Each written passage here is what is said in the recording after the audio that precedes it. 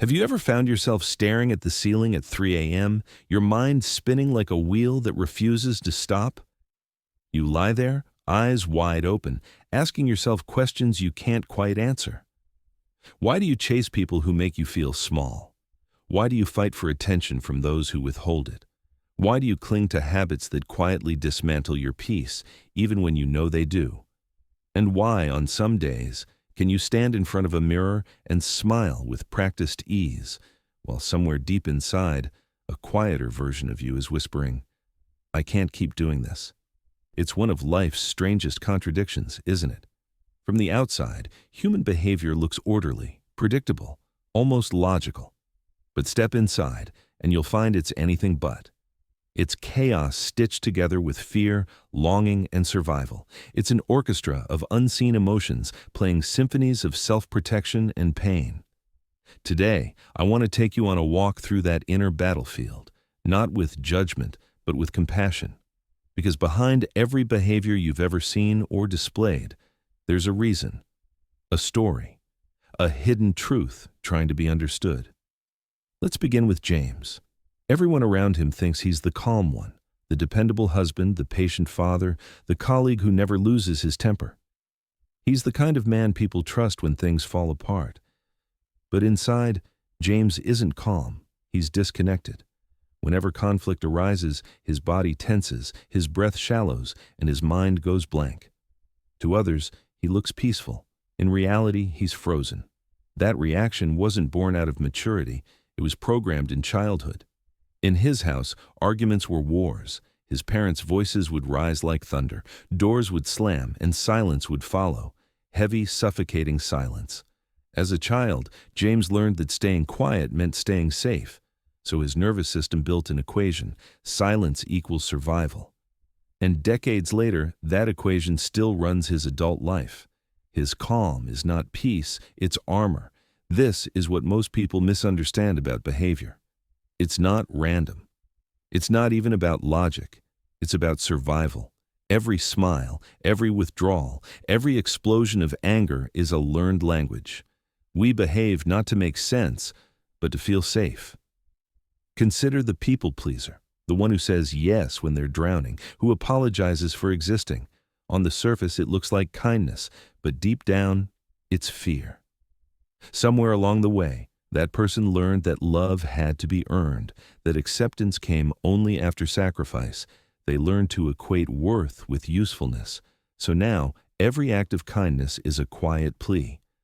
Please, don't leave me. It's not weakness, it's conditioning. It's trauma wearing a smile. And then there's the perfectionist, the one who needs everything to be flawless. They micromanage projects, panic over tiny details, and feel guilty when they rest. To outsiders, they look ambitious. Inside, they're terrified.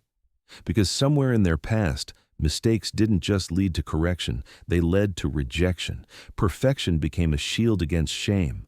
Control became the illusion of safety. See the pattern? Beneath every behavior is a fear. Beneath every fear is a story. Let's talk about control, that ever-elusive, intoxicating illusion. Have you met someone who can't handle surprises, who plans every detail, who feels panic when things go off script? They're not control freaks. They're survivors. Their need for order isn't arrogance. It's a negotiation with chaos. Maybe once their life spun wildly out of control. A volatile parent, an unstable home, a loss they couldn't prevent.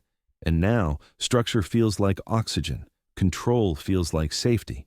The mind, in its brilliance, creates these patterns to protect us. But the tragedy is that protection, when overused, becomes a prison. James's silence saved him as a child, but now it ruins intimacy.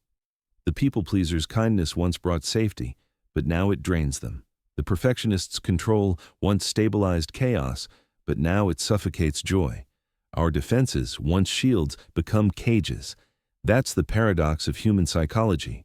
The same strategies that once saved us slowly start to destroy us. We keep reenacting old stories long after the danger is gone. We keep trying to solve today's problems with yesterday's solutions. Take Mark, for instance. Mark is angry, visibly, constantly angry. He yells at traffic, snaps at waiters, argues online. People call him toxic. But what they don't see is that Mark's anger is really grief wearing a disguise. As a child, he was never allowed to cry. Tears were weakness, so he learned to replace sadness with rage, because anger at least felt powerful.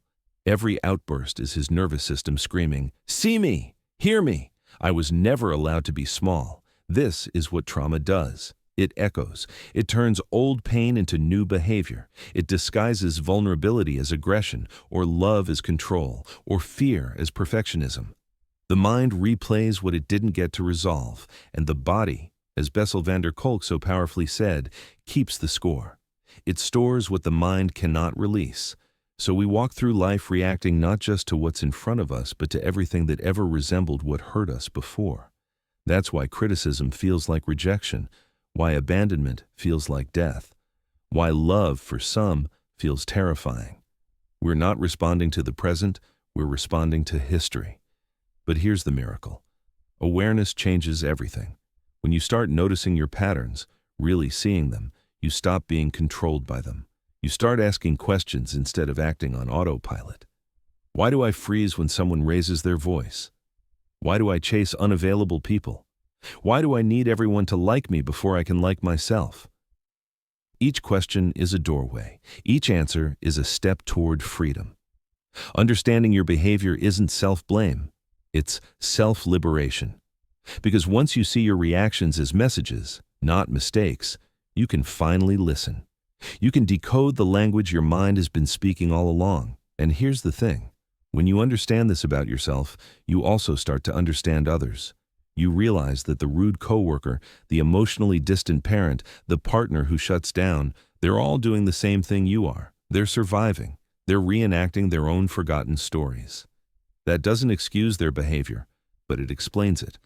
And that understanding gives you power, the power to set boundaries from clarity, not bitterness. You can say, "I understand your pain, but I won't carry it." That's not cruelty. That's healing. James, for example, begins to change, not by forcing himself to speak, but by noticing the silence, by breathing through the old fear.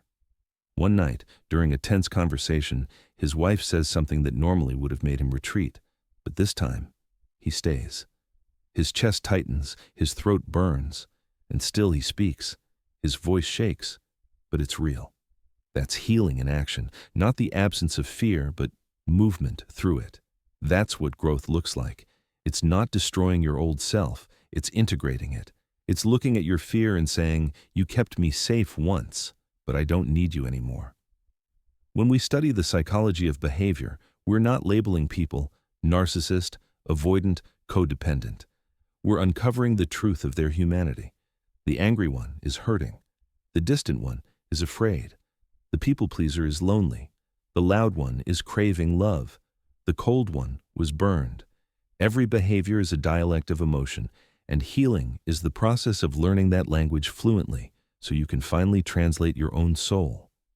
You see, intelligence isn't just about knowledge, it's about awareness, the courage to look inward, to face the stories you've been running from. Because the moment you stop fighting yourself, you start understanding yourself. You stop seeing your mind as the enemy, and you begin to see it as a messenger, one that's been trying to tell you all along, "You're safe now. You can rest." And when that realization lands, when you finally feel, not just know that the danger is past, your entire nervous system exhales. You begin to live from choice, not conditioning.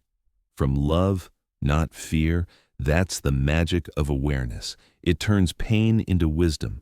It transforms behavior into insight. It gives you back your power. The mind that once learned fear can learn safety. The heart that once sought validation can learn self-worth. The body that once flinched at conflict can learn peace. Because behavior isn't destiny, it's memory. And memory can be rewritten. That's neuroplasticity in action, the brain's quiet miracle of renewal.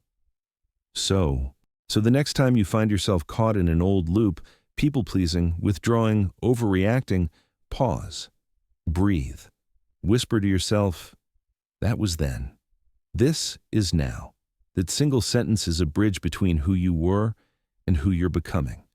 Because in that pause lies everything: awareness, freedom, and the power to rewrite your story.